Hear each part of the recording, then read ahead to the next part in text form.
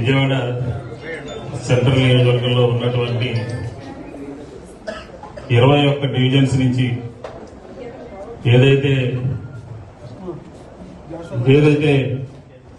జగన్మోహన్ రెడ్డి గారు పిలిపించారో ఆ పిలుపు మేరకు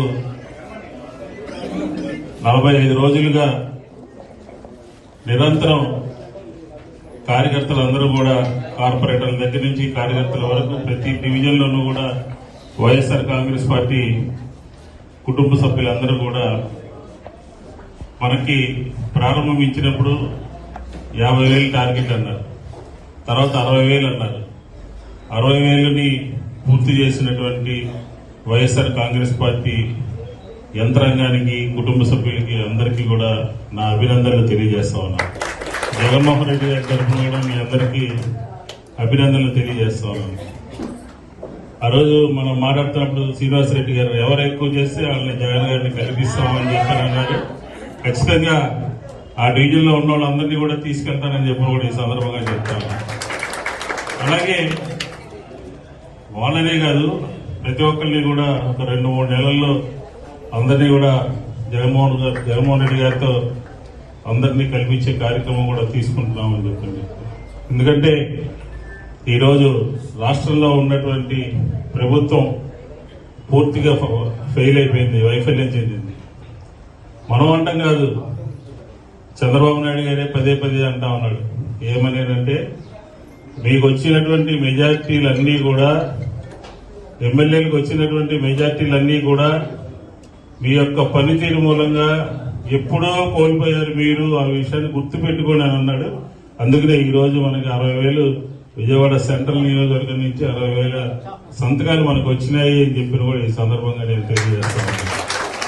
ప్రభుత్వం అంటే ఫ్రెండ్లీ ప్రభుత్వం ఉండాలి, ప్రజలకి మేలు చేసేటటువంటి ప్రభుత్వం ఉండాలి, ఎన్నికల్లో చెప్పినటువంటి మాటల్ని అమలు చేసేటటువంటి ప్రభుత్వం ఉండాలి. కానీ ఈ రోజు ఉన్నటువంటి ప్రభుత్వం ఏ రకమైనటువంటి ప్రభుత్వం అంటే మొత్తం ఇచ్చినటువంటి హామీల్ని అమలు జరపకుండా, ఇచ్చినటువంటి మాటల్ని అమలు జరపకుండా పదే మోసం చేసేటటువంటి ప్రభుత్వం ఈరోజు రాష్ట్రంలో ఉన్నది అని చెప్పిన కూడా ఈ సందర్భంగా నేను తెలియజేస్తా ఉన్నాను.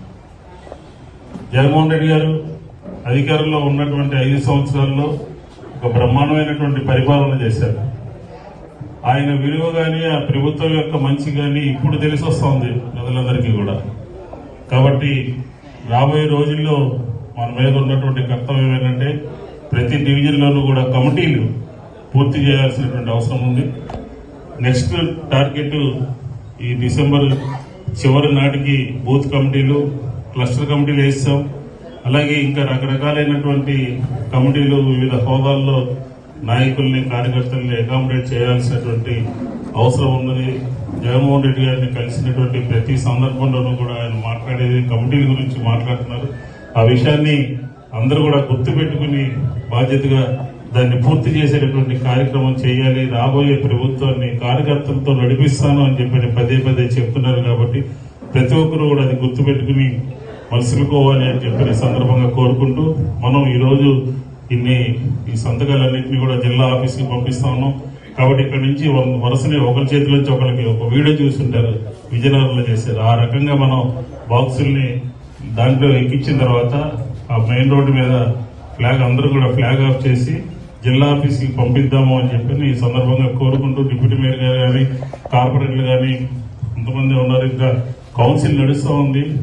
కౌన్సిల్ త్వరితగతిన పూర్తవుతుంది అనే ఉద్దేశంతో మనం 5 గంటల ప్రాంతంలో పెట్టి ఇంకా నడుస్తుంది. కాబట్టి మనం ఈ కార్యక్రమం ముందుకు తీసుకెళ్దామని చెప్పని ఈ కార్యక్రమానికి తిరుపతిరావు గారు ఇన్ఛార్జి కూడా వచ్చారు. అలాగే శ్రీనివాసరెడ్డి గారు, కార్పొరేటర్లు, పెద్దలు, వివిధ హోదాల్లో ఉన్నటువంటి పార్టీ యంత్రాంగం అంతా కూడా వచ్చింది. కాబట్టి అందరికీ కూడా నా శుభాకాంక్షలు, ధన్యవాదాలు తెలియజేసుకుంటూ ఇవన్నీ కూడా వేల్లోకి ఎక్కించే కార్యక్రమం చూద్దామని చెప్పి తెలియజేస్తూ సెలవు తీసుకుంటున్నాను. నమస్కారం.